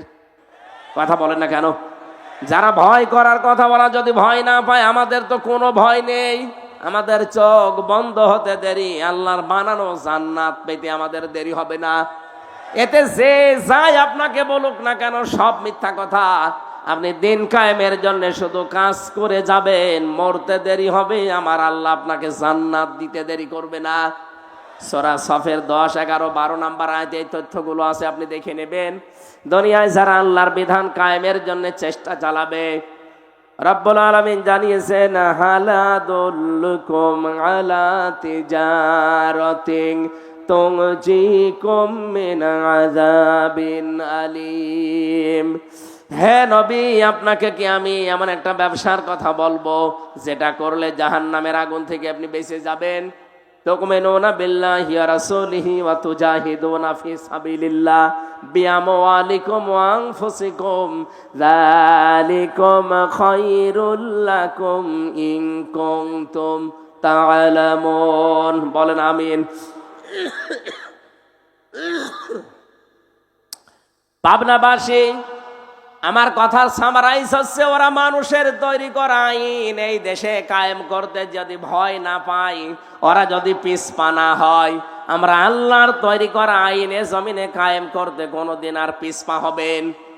যে যেখান থেকে আসেন, আপনার ওই জায়গা থেকে আপনি চেষ্টা চালাবেন। দিন যদি কায়েম হয় তো ভালো, যদি কায়েম না হয় আপনার কোনো অসুবিধা নেই। আপনার বেতন ঠিক বিকাল 5টায় জীবনের শেষ দিনে আপনি পেয়ে যাবেন। বলেন সুবহানাল্লাহ। বিশ্বনবীকে আল্লাহ জানিয়েছেন সিয়াবাকা ফাতাহির, আপনার পোশাক পবিত্র করেন। এখানে পোশাক পবিত্রের ব্যাখ্যা আমি পেয়েছি 3টা। 1 নম্বরে আপনি যেন কোনো নাপাক পোশাক পরবেন না। 2 নম্বরে কোনো হারাম উপার্জনের টাকা দিয়ে পোশাক কিনবেন না। 3 নম্বরে আপনার পোশাককে যেন আপনি 8-60 ছোট খাটো এরকম পরবেন না। আপনার পোশাক হবে ঢিলা ঢালা। আপনার পোশাক যেন আবার টাকনোর নিচে চলে না যায়। প্যান্ট পায়জামা লুঙ্গি যাই পরেন না কেন এটা যেন টাকনোর নিচে না যায়। এইটা এই আয়াতের ব্যাখ্যা। আর রজিসা ফাহাজুর, হ্যাঁ নবী আপনি অপবিত্রতা থেকে বেঁচে থাকবেন। এখানে অপবিত্রতা বলতে মূর্তি পূজা বোঝানো হয়েছে। পৃথিবীতে যদিও আমরা মূর্তি পূজা মুসলমানেরা করি না, কিন্তু দরগা পূজা আমাদের দেশে আছে। আমাদের দেশে পীর পূজা আছে, মাজার পূজা আছে, মানুষ পূজা আছে, মানুষের ছবি পূজা করা আছে। কথা বলেন ঠিক কিনা? আমরা এই জিনিস থেকে মুক্ত থাকবো আজকে থেকে। ওয়ালা তামনুন তাস্তাকসির, বেশি পাওয়ার জন্য মানুষকে দান করবেন না। ওয়ালি রাব্বিকা ফাসবির, ইসলামের উপরে চলতে গিয়ে, ইসলাম প্রচার করতে গিয়ে, ইসলামের উপরে টিকে থাকতে গিয়ে বিপদ আপদ মুসিবত আসবে, আপনি ধৈর্য ধারণ করবেন। এই 7টা আয়াত আমার আল্লাহ নাযিল করেছিলেন এই ওলীদ ইবনে মুগীরার কথার জবাব দেওয়ার জন্য। পরবর্তীতে কিয়ামতের কিছু ভয়াবহ চিত্র আমার আল্লাহ নিয়ে আসলেন তার জীবন সম্পর্কে। ফাইযা নুকিরা ফিন নাকুর ফাযালিকা ইয়াউমাইযিন ইয়াউমুন আসির আলাল কাফিরিনা গায়রু ইয়াসির। রব্বুল আলামিন বলেন সেদিনটা বড় কঠিন হবে যখন সিংহায় ফুৎকার দেওয়া হবে। এদিনটা এত ভয়াবহ, এত কঠিন অবস্থা। আপনারা 2 জনের কথায় হালকা টাচ পেয়েছিলেন। কিয়ামতের ময়দানে সূর্যটা আসবে মাত্র আধা হাত উপরে, 12টা মুখ দিয়ে তাপ দিতে থাকবে। গুনাহগার মুজরিম পাপিষ্ঠ যারা, তাদের মাথার মগজগুলো টকবক করে পড়তে থাকবে। আল্লাহ রাব্বুল আলামিন বলেন ওই কঠিন দিনকে একটু স্মরণ করো। হে নবী, এই মানুষগুলো তো ওই কঠিন দিন বিশ্বাস করতে চায় না। আপনি আমার উপরে ওদের ভার ছেড়ে দেন। যারনি ওমান খলাকতু ওয়াহিদা, যারনি আমাকে ছেড়ে দেন এবং তাকেও ছেড়ে দেন। খলাকতু ওয়াহিদা, যাকে আমি স্পেশাল ভাবে বানিয়েছি। এই ওলীদ ইবনে মুগীরার কোনো নাম ছিল না, গন্ধ ছিল না, পরিচয় ছিল না। আমি আল্লাহ নিজে তাকে এত সুন্দর করে আকৃতি দিলাম, পৃথিবীতে আনলাম, ধন সম্পদের মালিক বানালাম। ওয়াজআলতু লাহু মালাম মামদুদা। তাফসীরে ইবনে কাসির বলেন তাকে আল্লাহ এত বেশি দীর্ঘ সম্পদের মালিক বানিয়েছিলেন। ধন সম্পদ, টাকা পয়সা, ছেলে মেয়ে, চাকর বাকর, বাড়ির কাজের লোক সব ছিল তার। অবানিনা শুহুদা, তার সন্তানাদি এবং তার সঙ্গী আল্লাহ ভরপুর করে দিয়েছিলেন। অমাহাত্তু লাহু তামহিদা, তাকে ভোগের সামগ্রী পর্যন্ত ভরপুর আল্লাহ দিয়েছিলেন। ভোগ করতে যা লাগে সব আল্লাহ তার আয়ত্তে এনে দিয়েছিলেন। সুম্মা ইয়াতমাউ আন আযীদা, কিন্তু তার পেট ভরেনি। যত দিয়েছি ও আরো চেয়েছে।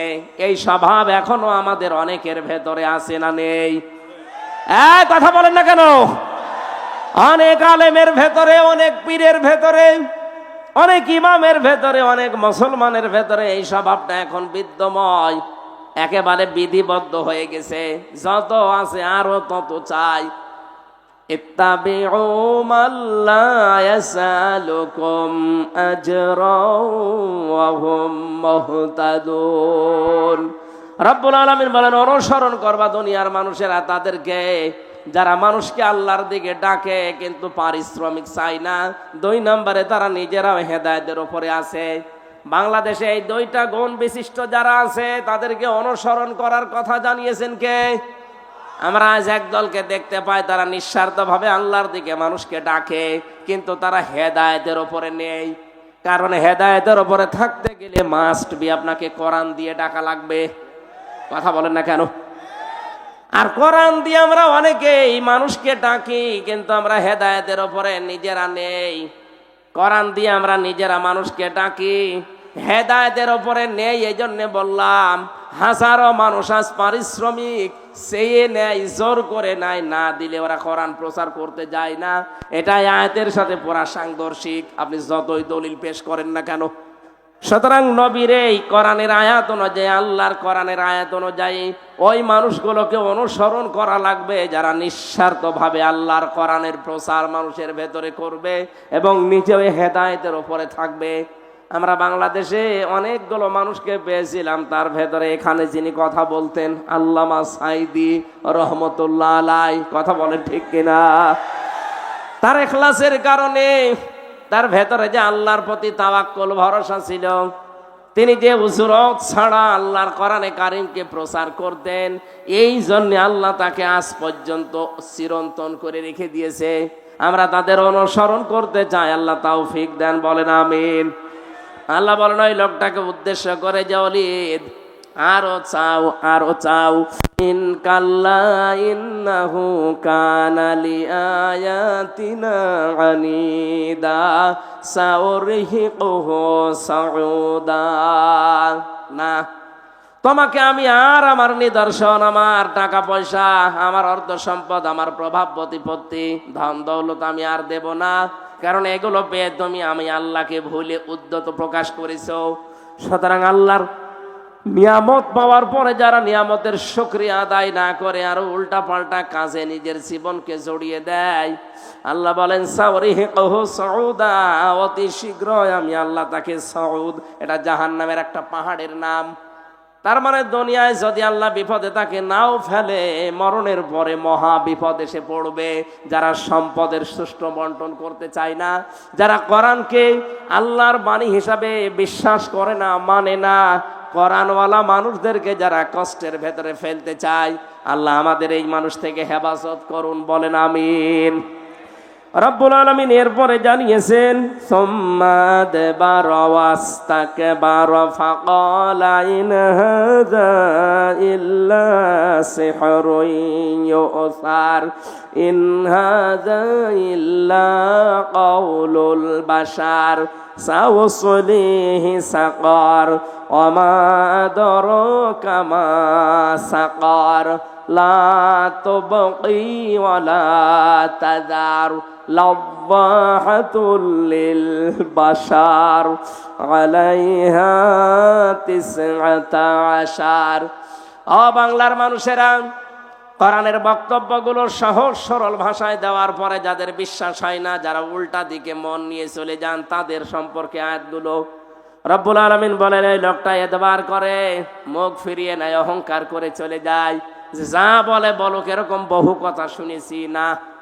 এই কথা যদি কেউ মনে করে এ কোরআন মানুষের তৈরি করা, মানুষ বানিয়েছে, এটা রব্বুল আলামিন বলেন এই মানুষগুলোকে অতি শীঘ্রই আমি সাকারে দেব। তার মানে শুধু মরতে দেরি হবে, এই সাকারে আল্লাহ ফেলে দেবে, মরণের আগেও তাদের জীবনটা সাকারময় করে দেবে, বলেন নাউজুবিল্লাহ।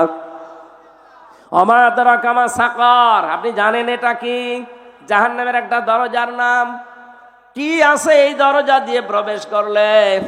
আল্লাহ পাক বলেন লা তুবকি ওয়া লা তাযার, আস্ত ছেড়ে দেবে না, বাকিও রাখবে না, একেবারে আস্তও ছেড়ে দেবে না, বাকিও রাখবে না।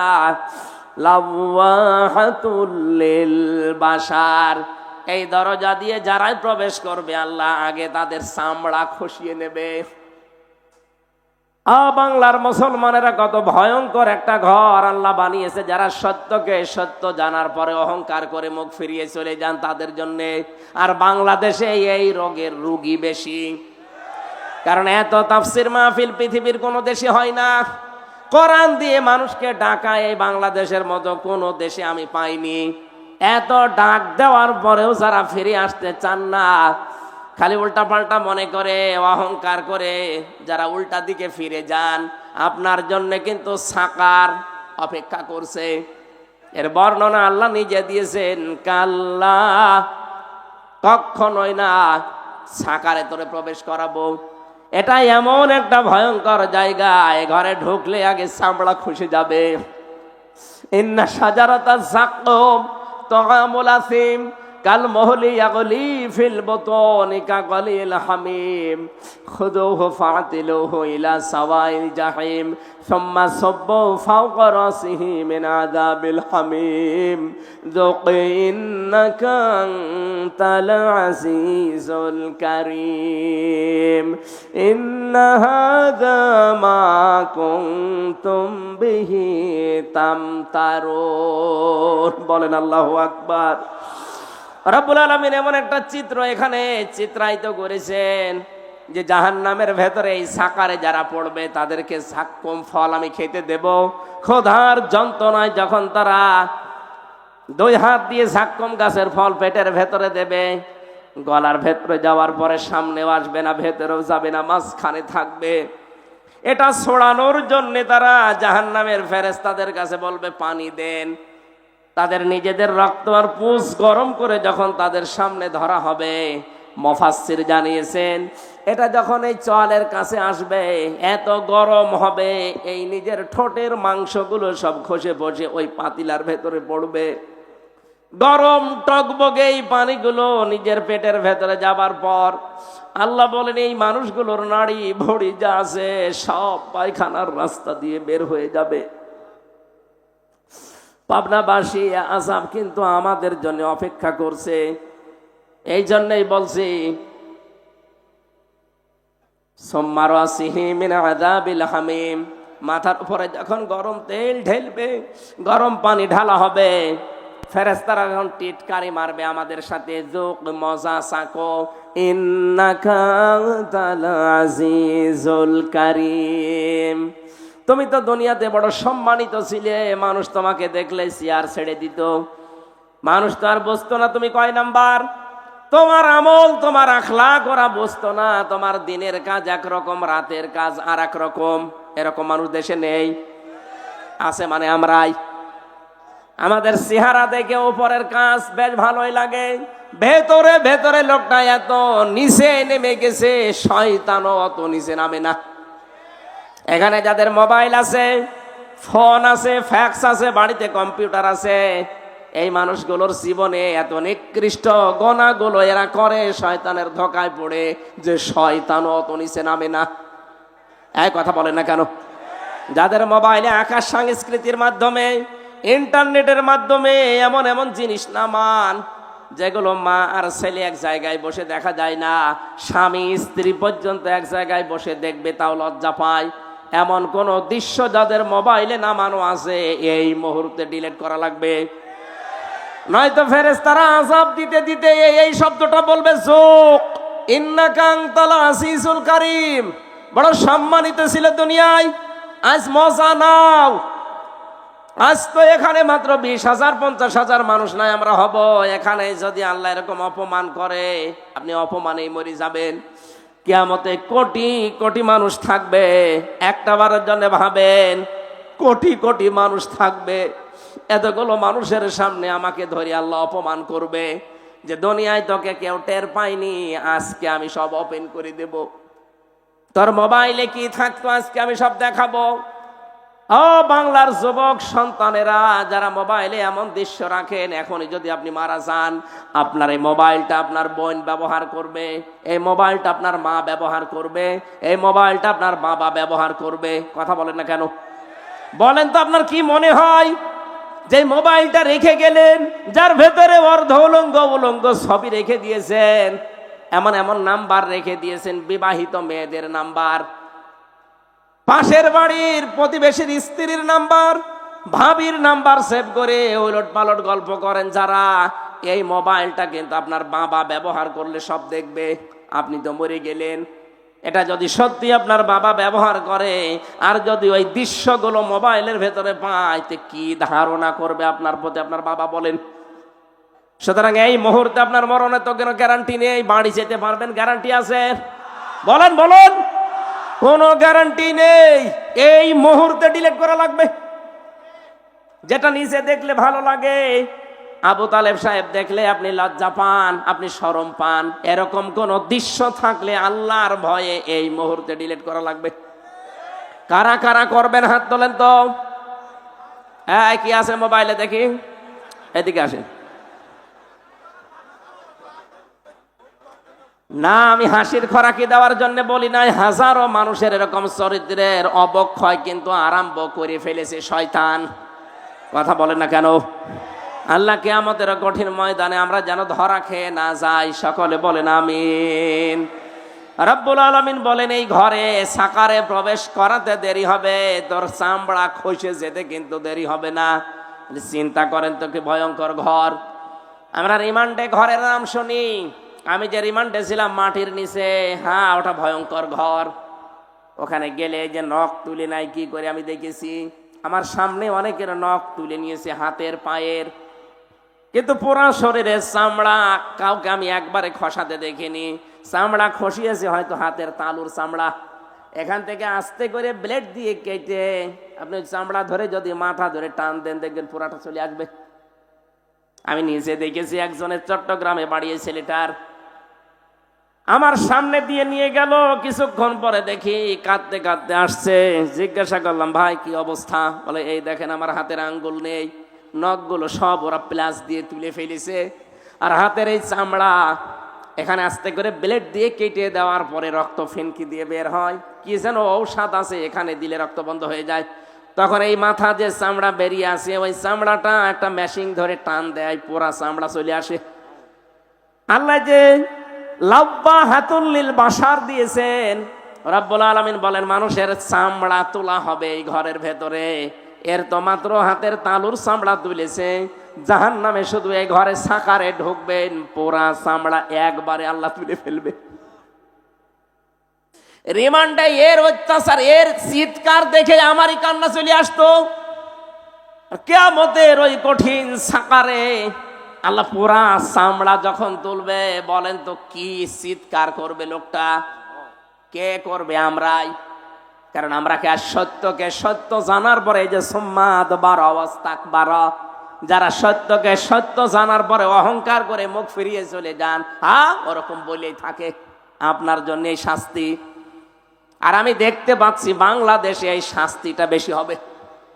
কথা বলেন না কেন? এই দেশে এই শাস্তিটা বেশি হবে। চোখে আঙ্গুল দিয়ে হক পথ আপনাদের দেখিয়ে দে। আপনার যদি বিশ্বাস না হয়, এখানে যারা আলেম আছে এদেরকে জিজ্ঞাসা করেন। কোরআনে কারীম জানিয়েছে, ওয়ালাম্মা রাআল মুমিনুনা আল আহজাব ক্বালু হাযা মা ওয়া'আদানাল্লাহু ওয়া রাসূলুহু ওয়া সাদাকাল্লাহু ওয়া রাসূলুহু ওয়া মা যাদাহুম ইল্লা ঈমানা ওয়া তাসলিমা। সূরা আহজাব 21 নম্বর পারা 19 নম্বর পৃষ্ঠা 13 নম্বর লাইনের 22 নম্বর আয়াতে আছে। তাফসিরে যে কোনটা দেখবেন এটা পাবেন। নবীজিকে আল্লাহ জানিয়েছেন, হে নবী আপনি হক দল খুঁজে পান না। পৃথিবীতে হক দল ওইটা যাদেরকে দেখে অন্য আল্লাহ বিরোধী যারা, তারা তেড়ে তেড়ে মারতে আসে। বাংলাদেশে কত দল আজ ইসলামের কাজ করছে, দেখেন তো কোন দলের ওপরে বাতিলের টার্গেট নেই, শুধু একটা দলকে ওরা দাবিয়ে রাখতে চায়। আপনি হক দল খুঁজে পান না মানে এই আয়াতের তাফসীর পড়বেন, দেখবেন এই দেশে হক আপনি যদি চিনতে নাও পারেন, বাতিলরা কিন্তু চিনে ফেলেছে। ওরা জানে যে এই দেশে আল্লাহর কোরআন কায়েম করতে চায় কারা। ওরা এটাও বিশ্বাস করে যে কোনোদিন তাহেরির দ্বারা এদেশে কোরআন কায়েম হবে না। ওরা বিশ্বাস করে নজিবুল বছর মজভণ্ডরীর দ্বারা জীবনেও কোরআন দেশে কায়েম হবে না। ওরা বিশ্বাস করে আটরশির দ্বারা দেশে কোরআন কোনোদিন কায়েম হবে না। ওরা বিশ্বাস করে ফেলেছে কোরআন কায়েম হতে হলে একামতে দিনের কর্মীদের দ্বারা হবে। এদের সবার টার্গেট এখন ঠেকাও, একামতে দিনকে ঠেকাও। আল্লাহ বলেন না, এদেরকে ঠেকাতে কেউ পারবে না। অনরিদু আন্নামুন্না আলাল্লাযীনা ইসতাদঈফু ফিল আরদ। জমিনে ফেরাউন একটা দলকে দুর্বল করে রাখতে চেয়েছিল কোন ঠাসা করে, সেটা মুসা নবীর দল। আর আমি আল্লাহ ইচ্ছা করলাম তাদের উপরে অনুগ্রহ করে জাতির ইমাম তাদেরকে আমি বানিয়ে দেব। আল্লাহ মনে হচ্ছে তাই বানিয়ে দিয়েছে। সারা দেশে এখন দেখেন ইসলামের জয় জয়কার চলছে। কথা বলেন না কেন? শুধু ইমাম বানাবো না, জমিনের উত্তরাধিকারী তাদেরকে আমি বানাবো। অনুমাক্কিনা লাহুম ফিল আরদ, জমিনের শাসন ক্ষমতাও তাদেরকে দেব। অনুরিয়া ফিরআউনা ওয়া হামানা ওয়া জুনুদাহুমা মিনহুম মা কানু ইয়াহযারুন, আমি আল্লাহ ওদেরকে দেখাতে চাই ফেরাউন হামান আর ওদের সৈন্যবাহিনীকে, ওরা যাদেরকে ভয় পেত তাদেরকে আমি জমিনের শাসন ক্ষমতা দিয়ে ওদেরকে আমি দেখাতে চাই। এই বাংলাদেশে 54 বছরে যাদেরকে কোণঠাসা করে রাখা হয়েছিল, যাদেরকে দুর্বল করে রাখা হয়েছিল, সূরা কসসের 5 এবং 6 নাম্বার আয়াত মনে হচ্ছে আল্লাহ দেখাচ্ছেন। এই কথা বলে না কেন? এই মানুষগুলোকে আজ আল্লাহ ধরে ধরে জাতির ইমাম বানিয়ে দিচ্ছে। জাতির শুধু ইমাম না, দেশের উত্তরাধিকারী আল্লাহ বানিয়ে দিচ্ছে। আল্লাহ এবার শাসন ক্ষমতায়ও বসাবে, কারণ কোরআনে কারিম 100 ভাগ আমরা বিশ্বাস করি, নাকি 98 ভাগ? আরো জোরে। অনুমাক্কিনা লাহুম ফিল আরদ, আল্লাহ বলে আমি নিজে তাদেরকে জমিনের শাসন ক্ষমতায় বসাবো। এইটাই এখন দেখতে বাকি আছে। আর আমার বিশ্বাস কোরআনের উপরে 100 ভাগ আছে। এই জন্য আমি দৃঢ় বিশ্বাস নিয়ে বলতে পারি সামনের দেশ হবে কোরআনের দেশ, সামনের সংসদ হবে কোরআনের সংসদ। এটা আমরা দেখতে চাই না? চর্ম চোখে যেন আল্লাহ দেখার তৌফিক দেন। 56,000 বর্গ মাইল এইটা দিয়ে চলছে। জোরে বলেন আমিন। আল্লাহুম্মা আমিন। লা ইলাহা ইল্লা আনতা সুবহানাকা ইন্নী কুনতু মিনাজ জালিমিন। রব্বুল আলামিন পাবনা জেলার দারুল আমান ট্রাস্ট এই ময়দানের দিকে তাকাও। 2 দিন ব্যাপী ঐতিহাসিক তাফসীরুল কোরআন মাহফিলের সমাপনী রজনীতে সূরা মুদ্দাসসিরের কয়েকটা কথা আমরা শুনতে পেলাম। কোরআনে কারিমে যারা বাধা দেয়, কোরআনকে যারা মানুষের তৈরি করা নিয়ম নীতি মনে করে, তাদের কি শাস্তি দিয়েছো তুমি? কি শাস্তি দেবে তোমার বর্ণনা শুনছিলাম। আল্লাহ মেহেরবানি করে তুমি আমাদেরকে ওলীদ ইবনে মুগীরার চরিত্র থেকে বাঁচাও। আমাদের চরিত্র তুমি আবু বকর সিদ্দিকের মতো বানিয়ে দাও। রব্বুল আলামিন বিশাল আয়োজন করতে গিয়ে দারুল আমান ট্রাস্টের কর্তৃপক্ষ যারা ঋণী হয়ে গেছে, এদের ঋণ পরিশোধ করে দাও, এদের অভাব দূর করে দাও, এদের স্বভাবগুলো ভালো বানিয়ে দাও। তোমার যে বান্দারা এত কষ্ট করে রাত 11টা পর্যন্ত বসে আছে, এদেরকে খালি হাতে ফেরত দিও না, মেহেরবানি করে পরিপূর্ণ করে এদেরকে হাত ভর্তি করে দাও। বাড়ি যাওয়ার আগে আমাদের অপরাধগুলো মাফ করে দাও। আমাদের মাহফিলের সম্মানিত সভাপতি অধ্যাপক আবু তালিব মন্ডল ভাইকে কবুল করো।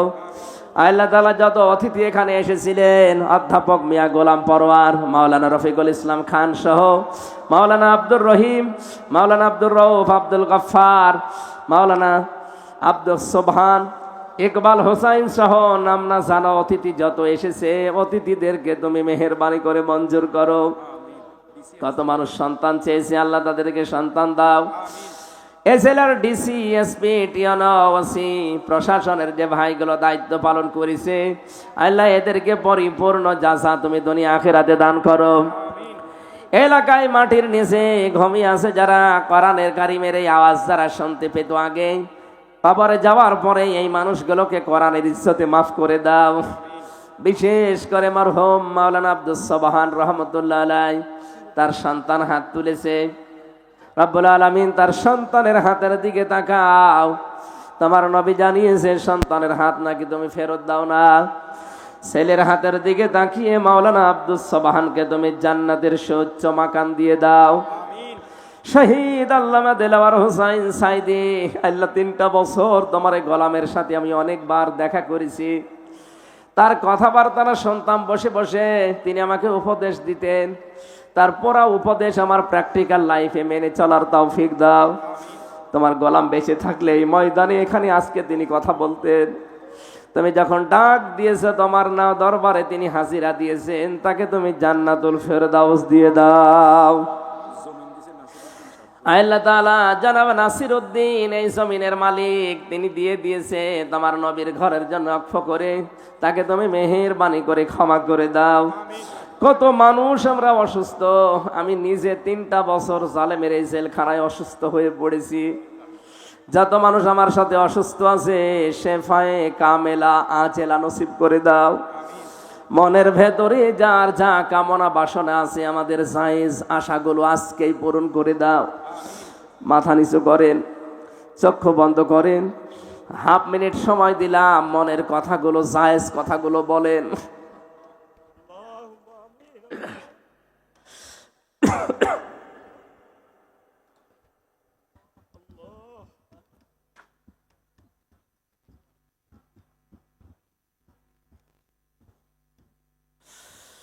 রব্বুল আলামিন, মনের ভেতরে যার যে কামনা বাসনা আছে তোমার এই বান্দাগুলো তাকিয়ে দেখো। অনেকের দাড়ি পেকে সাদা হয়ে গেছে। তোমার হাবিব জানিয়েছে দাড়ি পাকা মানুষ হাত তুললে তোমার নাকি লজ্জা হয়। এদের দিকে তাকাও, এদেরকে আবু বকরের মতো বানিয়ে দাও। যেই যুবক ভাইরা হাত তুলেছে এদেরকে তুমি ওমরের মতো কবুল করে নাও। ছোট ছোট বাচ্চারা যারা এসেছে হাসান হোসাইনের মতো তৈরি করো। আল্লাহ তাআলা আমার মা বাবাকে তুমি মেহেরবানি করে ক্ষমা করে হেদায়েত দিয়ে দাও।